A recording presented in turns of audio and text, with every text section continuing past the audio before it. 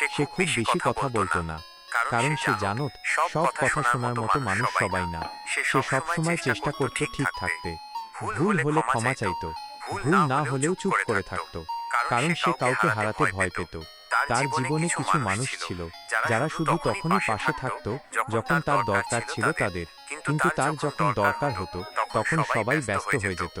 সে ভেবেছিল আরেকটু ভালো হলে হয়তো তারা বুঝবে, আরেকটু সহ্য করলে হয়তো তারা থাকবে, আরেকটু নিজের ইচ্ছা ছাড়লে হয়তো সম্পর্কটা বাঁচবে। কিন্তু সে জানত না, ভুল জায়গায় দেওয়া চেষ্টা কখনো মূল্য পায় না।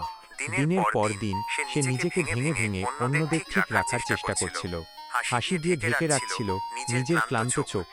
একদিন হঠাৎ সে আয়নার সামনে দাঁড়িয়ে নিজেকেই প্রশ্ন করল, আমি এত ক্লান্ত কেন? উত্তরটা ধীরে ধীরে পরিষ্কার হলো।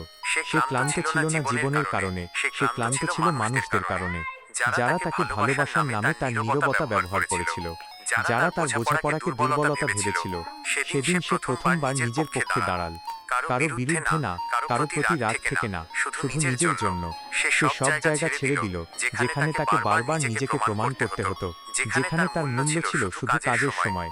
চলে আসার সময় কেউ আটকায়নি, কেউ বলেনি থেকে যাও। আর তখনই সে বুঝল সে কখনোই সেখানে গুরুত্বপূর্ণ ছিল না।